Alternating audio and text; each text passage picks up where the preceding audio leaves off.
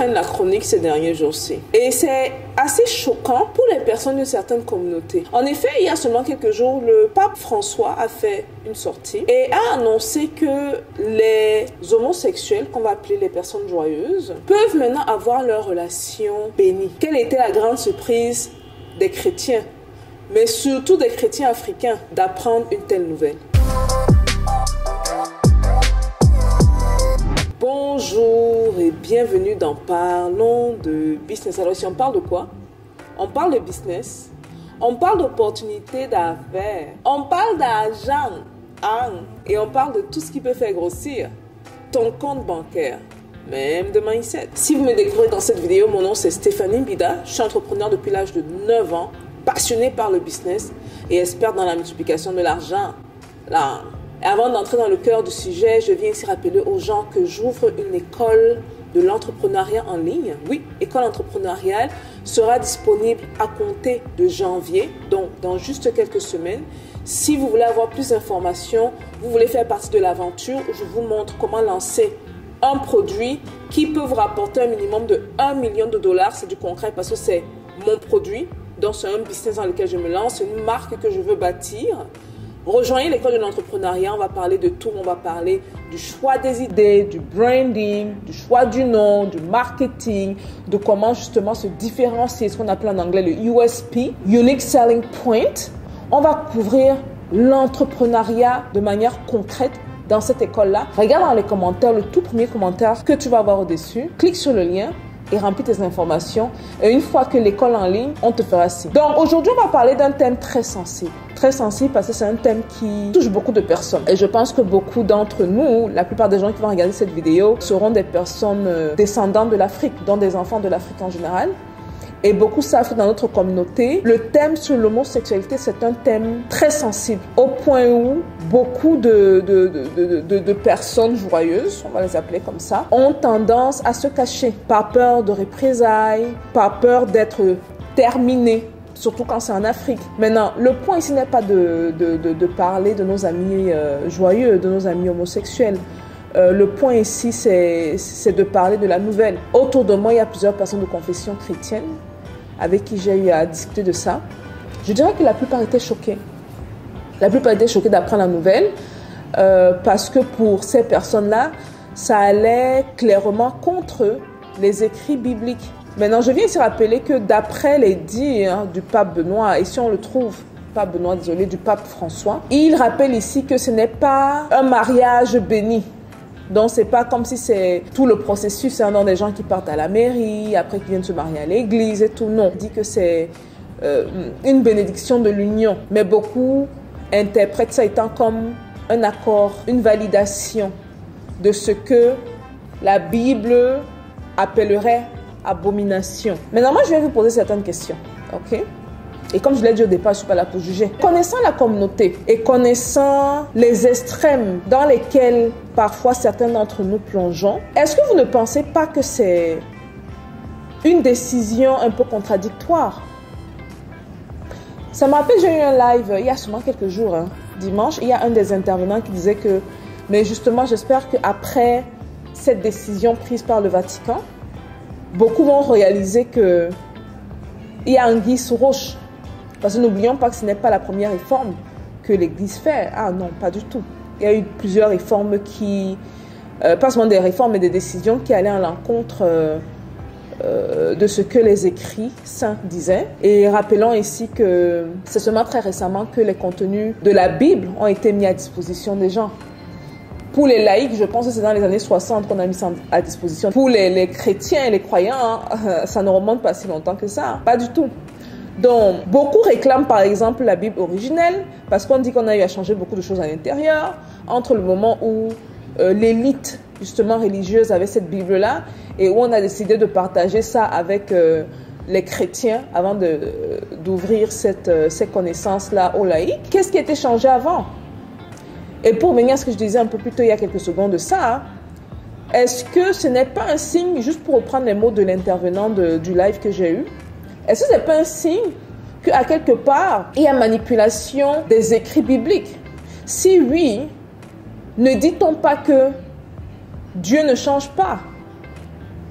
Pourquoi donc est-ce que bizarrement, Dieu changerait dépendamment des temps?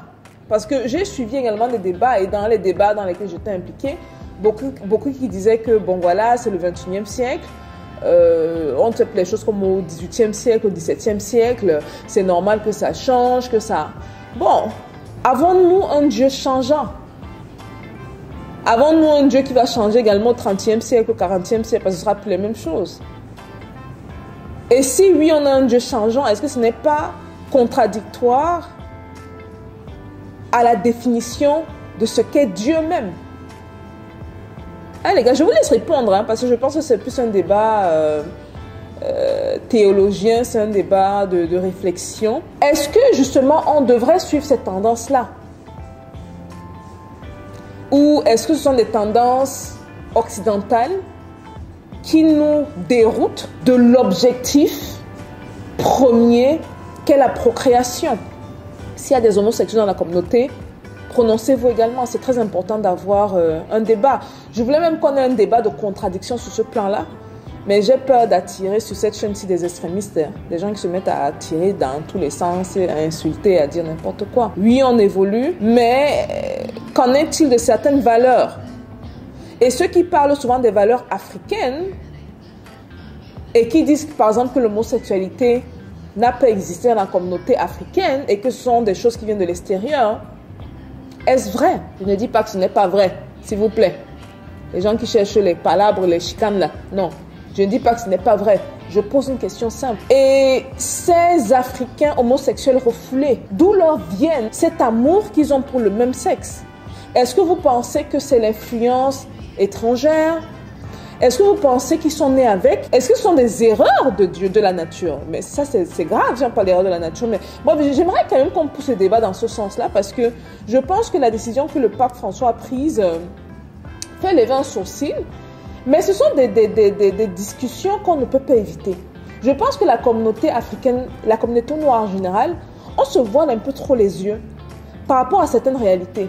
Pendant ce temps, l'Occident évolue, mais les lobbying évoluent. Je vous rappelle ici qu'aux États-Unis, le lobbying des personnes joyeuses est aujourd'hui le lobbying le plus puissant. Ça a dépassé le lobbying des armes qui était en tête de liste. Le lobbying de l'armement, on ne blaguait pas avec. Mais là, le lobbying des personnes joyeuses a pris le dessus. Donc, est-ce que ce n'est justement pas leur lobbying qui est en train de manipuler et tirer les ficelles? Je vous rappelle ici que aux États-Unis, ça fait maintenant quelques années, il y a une loi qui est sortie claire. Tous les dessins animés que les enfants regardent maintenant à la télévision, s'ils sont ici aux États-Unis, doivent comporter une scène homosexuelle. Donc, soit des personnes de même sexe qui s'embrassent, soit des parents qui sont de même sexe, soit... Donc, c'est pour vous dire que même déjà ici, on commence à préparer nos enfants pour qu'ils ne trouvent plus ça anormal et que donc ça rentre dans les mœurs. Bon, normalement, je ne devais rien dire. Mais je dois avouer que moi, j'ai un gros problème avec ça. Mon problème est le fait que les enfants soient exposés à ça trop tôt. Parce que quand un enfant de 5 ans qui ne sait pas à tout prix c'est quoi sa sexualité, qui n'a pas encore eu à se découvrir, regarde ce genre de scène aussitôt, ça peut l'influencer. Et donc, pousser cet enfant à devenir ce qu'il ou qu'elle n'est pas. Je veux simplement dire que c'est important que les enfants découvrent par eux-mêmes leur sexualité. Moi, aujourd'hui, j'ai un fils qui, je vois qu'il est naturellement attiré par les filles. Il me parle parfois de ses copines. Il est une amie où il était amoureux d'elle un moment. Ma fille, elle, bon, pour un peu sortir du contexte sexuel, bon, on essaye de la rendre, elle est plus petite que le garçon, on essaye de l'habituer au contenu culturel, qui est de telle sorte qu'elle regarde les dessins animés. Un truc que j'exige à la maison, c'est que si y a un dessin animé, si elle regarde un dessin animé où il n'y a que des blancs, elle ne le regarde pas. Aussi simple que ça. Elle doit regarder des dessins animés où il y a d'autres personnes, d'autres races, incluant la race noire. Et si c'est que c'est quelqu'un de la race noire, il faut que ce soit quelqu'un qui a un rôle de leadership.